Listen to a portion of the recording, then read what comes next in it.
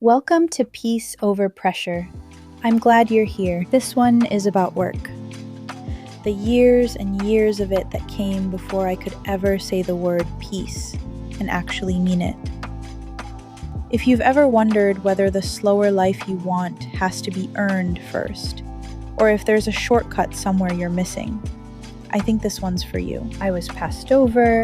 I was told no. I remember sitting in my car in the parking lot after an interview, keys in my hand, not ready to drive yet. I'd wanted that one. I'd prepared for it, dressed for it, told myself the whole drive over that this could be the one that changed things. And somebody else walked out with the yes instead. The opportunities I thought would be mine were gone. That wasn't the only time. There were seasons where I worked 2 jobs and seasons where I stayed in one job I didn't love because I hadn't found another option yet. Nobody handed me any of it. I had to work for each step, each move. It wasn't easy. Nothing worth anything is ever truly easy. But what I had was a willingness to keep showing up. To the job that didn't fit yet, to the interview I probably wouldn't get, to the version of myself that hadn't figured it out. I worked hard because I had to, and somewhere in there, working hard just became who I was. There was a promotion once that I wanted badly. I'd put in the years for it, or thought I had, and it went to someone else. I went home that night and told myself all the things you tell yourself when you don't get picked. But I just kept showing up to work the next morning anyway, because the bills didn't care how I felt. There are whole years I look back on now and can't tell you exactly what happened in them. They blur together.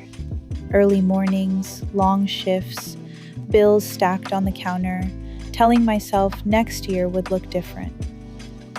I wasn't chasing peace back then. I didn't even know that was something you got to choose.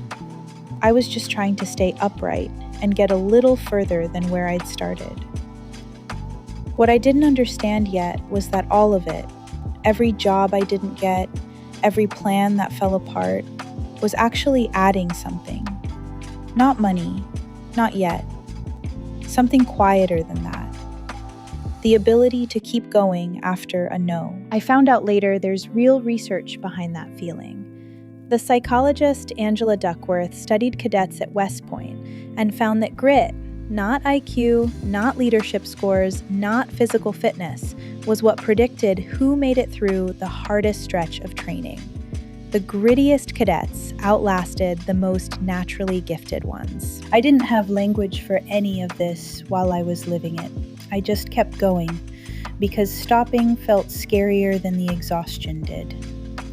But somewhere along the way, after enough years, enough rejections I survived, enough failed attempts I didn't quit after, something in me had actually changed.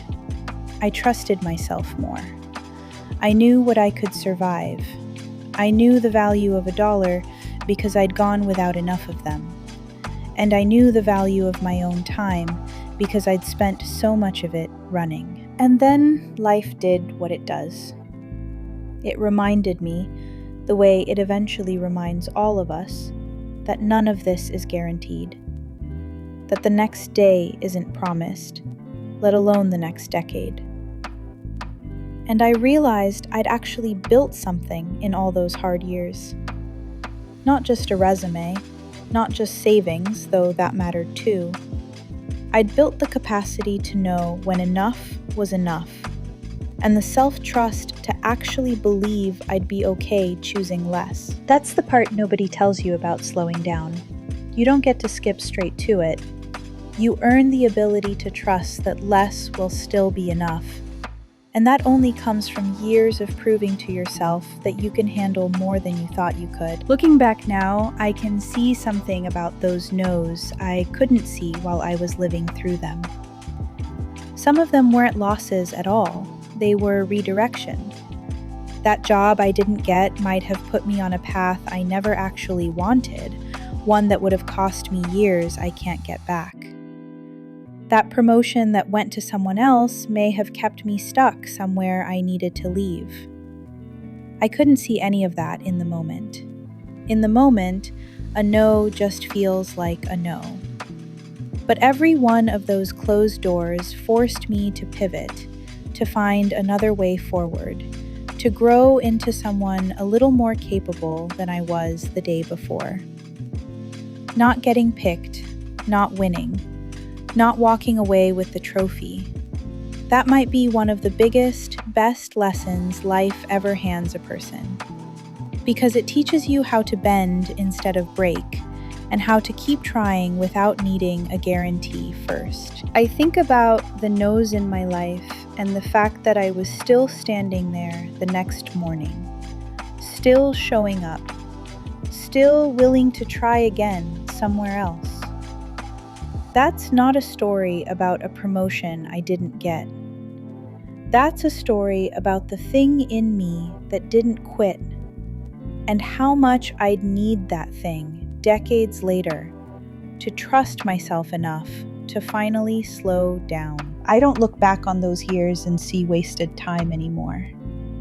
I see the years that built the person who was finally able to choose peace instead of pressure. This life I have now, slower, smaller, quieter, isn't something I found instead of working hard. It's what the working hard was for.